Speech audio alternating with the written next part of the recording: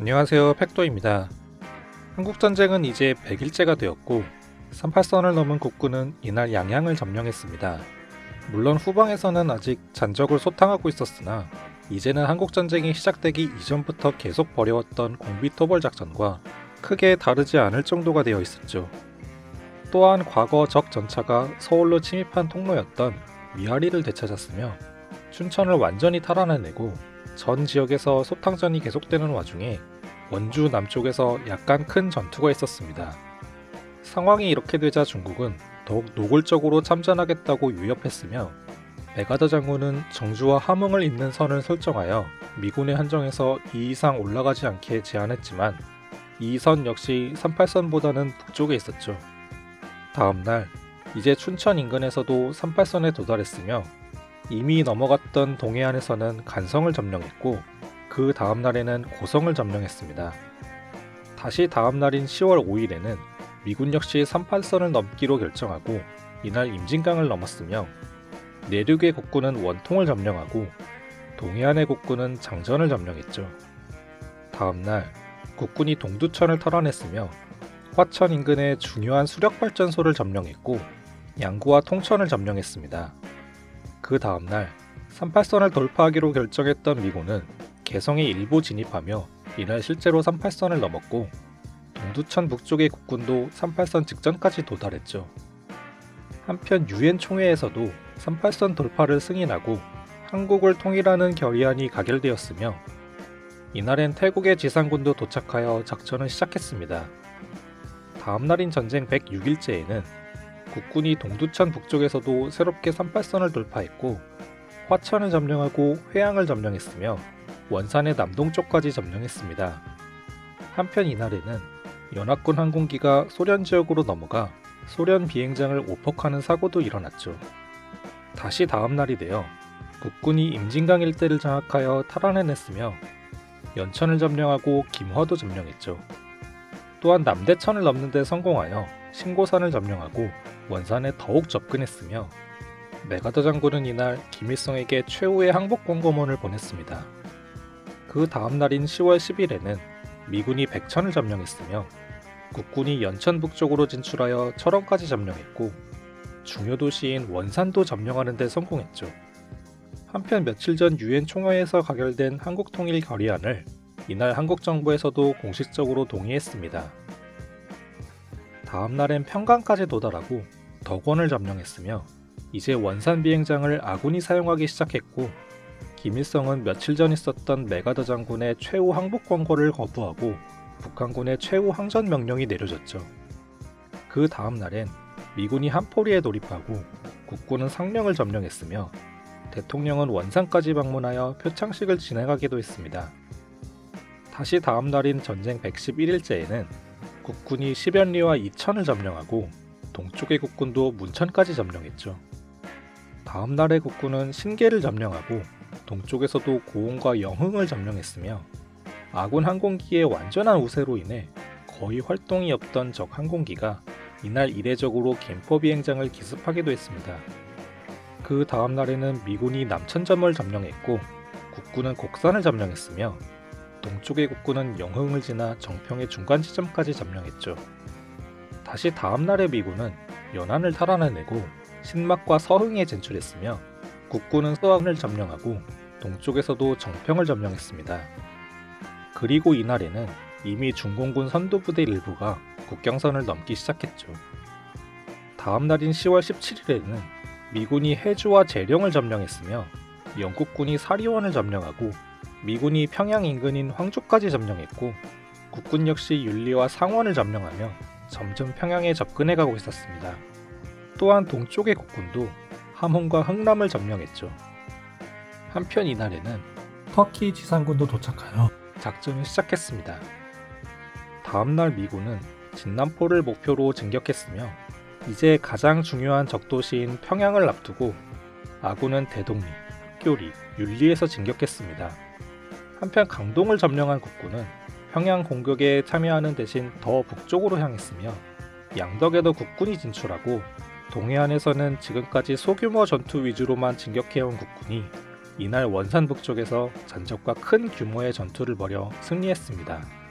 다시 다음 날이 되어 이제 평양에서의 전투가 본격적으로 벌어져 평양 상당 부분을 점령했으며 다른 국군은 성천을 점령하고 동쪽에서도 오로, 신흥, 흥원을 점령했죠.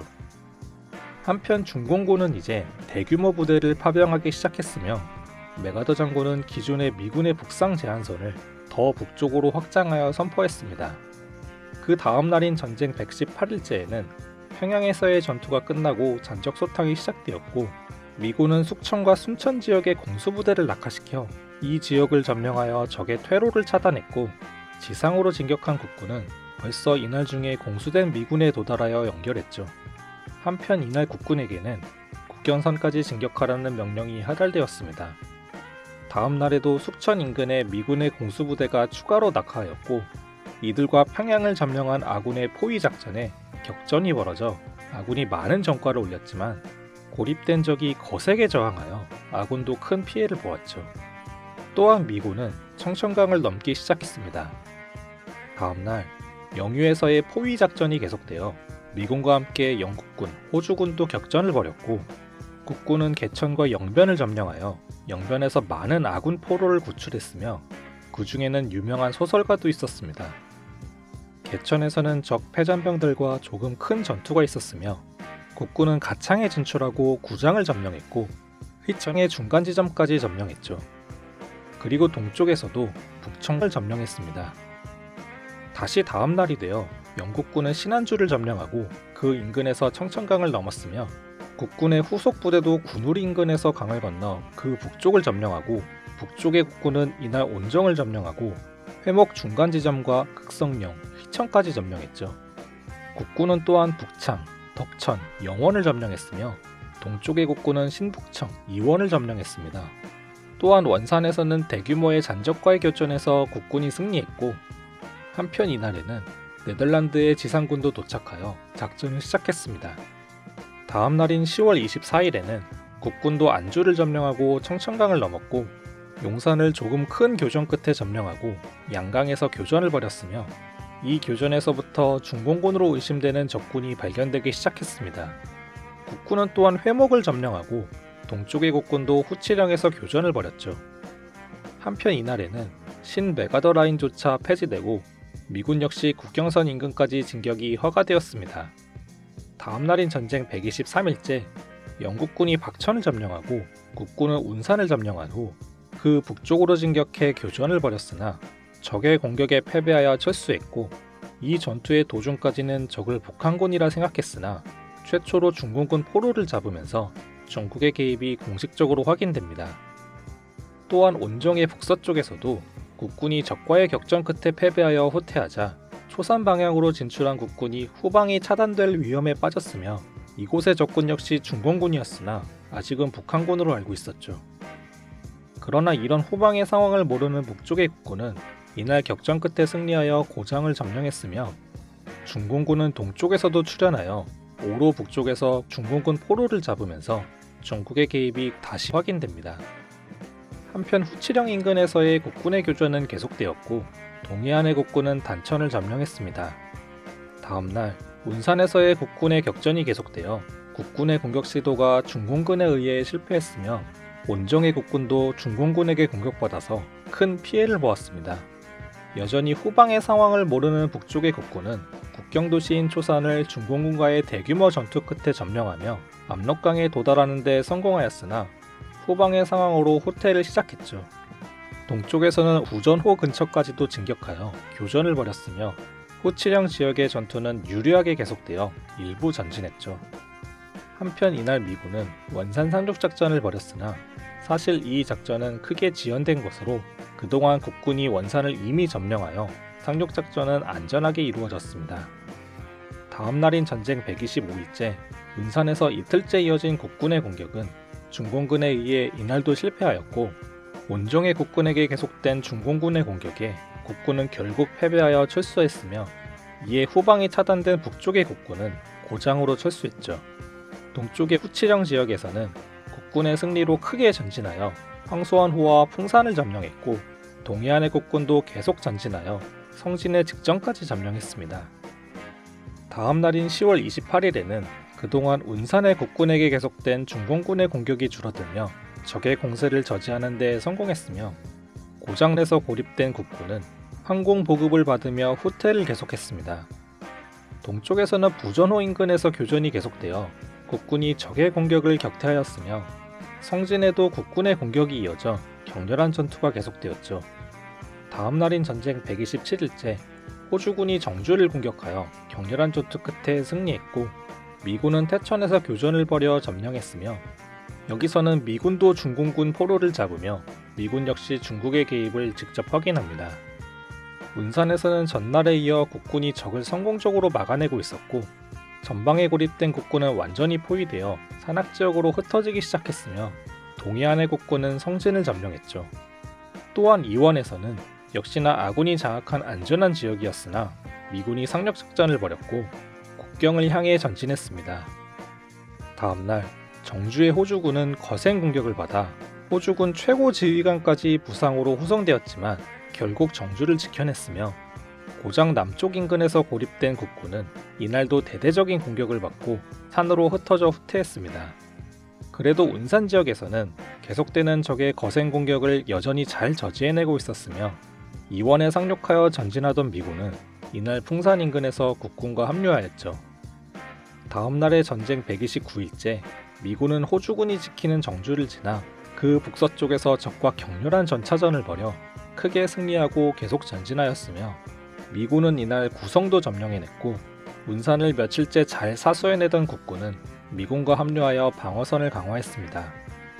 이제 11월이 된 다음 날에는 낙동강 전선에서 반격을 시작한 이후 처음으로 공식적인 후퇴 명령이 내려졌으며, 이에 국경선 인근의 정거를 미군이 점령하고 되찾으려는 적의 공격도 막아내었지만 후퇴 명령을 받아 철수를 시작했고, 구성 북쪽으로 교전을 벌이며 나아가던 미군도 전진하던 도중에 후퇴 명령을 받았죠. 그리고 운산의 아군은 이날 중공군에게 대대적인 공격을 받아 매우 큰 위험에 빠져 철수를 시작했으며, 후방의 국군은 비호선에 방어선을 구축했습니다. 또한 원산에 상륙했던 미군은 이날 오로 북쪽에서 국군과 합류하였고, 풍산에서 국군과 합류한 미군도 그 북쪽에서 국군과 협공을 가하여 적에게 승리했죠. 한편 지금까지는 최신 항공기인 제트기를 아군만 가지고 있었지만, 이날 처음으로 적군도 제트기를 사용하기 시작해 아군에게 큰 충격을 주었고, 물론 이후에도 아군의 공중장악은 계속되었지만 약간 다른 경향을 보이게 되죠. 다음날 운산의 위기는 계속되어 아군이 큰 피해를 보며 후퇴가 이어졌고, 비호산에서는 국군의 방어선 구축이 계속되었습니다. 한편 오로 북쪽의 국군은 미군과 교대하고 철수했으며, 풍산 북쪽의 미군은 적과의 교전 끝에 승리하여 크게 전진하였죠. 다음 날인 전쟁 132일째에는 결국 운산을 완전히 빼앗겼으며, 비호선까지 적이 도달하여 치열한 전투가 벌어져 힘들게 사수하고 있었습니다. 또한 오로 북쪽의 미군 역시 중공군에게 큰 공격을 받고 격전이 이어졌죠. 다음날 비호산에서는 적의 공세가 줄어들었으며, 오로 북쪽의 미군은 격전을 계속하며 조금 전진했고, 동해안의 국군은 길쭉까지 점령하였습니다. 그 다음 날에는 비호선에 적의 공격이 재개되었고, 국군은 여기서 패배하여 결국 함락되었으며, 이를 되찾으려는 역습 시도 역시 실패했죠. 한편 오로 북쪽의 미군은 이날도 승리하여 조금 더 전진했고, 그 동쪽의 국군도 미군과 교대했습니다. 다음 날인 전쟁 135일째, 빼앗겼던 비호산의 국군의 역습이 성공하여 격렬한 전투 끝에 되찾았으며, 이날 이후 적의 공세는 잠시 줄어들었습니다. 그리고 동쪽의 미군도 격전을 벌이며 이날 조금 전진했고, 이들은 그 다음 날에도 승리하여 조금 더 전진했으며, 한편 이날엔 캐나다의 지성군도 도착하여 작전을 시작했죠. 다시 다음 날에는 이 동쪽에서 국군과 교대한 미군도 중공군의 공격을 받았지만 격퇴해냈으며, 동해안의 국군은 명천까지 점령했고, 아군 항공기가 여전히 전 지역을 장악하며 활발히 활동하던 중에 이날엔 신의주에 특히 큰 규모의 공습을 가했으며, 여기서는 지난번 첫 등장하여 큰 충격을 주었던 적 제트기와의 교전에서 역사상 처음으로 제트기를 격추한 기록을 남겼습니다. 그 다음 날인 11월 9일에는 오로 북쪽의 미군의 국군도 다시 합류하여 더욱 전진하는 데 성공했으며, 다시 다음 날 역시 더욱 전진하여 이후 아주 유명해지는 호수의 근처까지 도달했고, 이날부터 날씨가 급격하게 추워지기 시작했던 것이었습니다.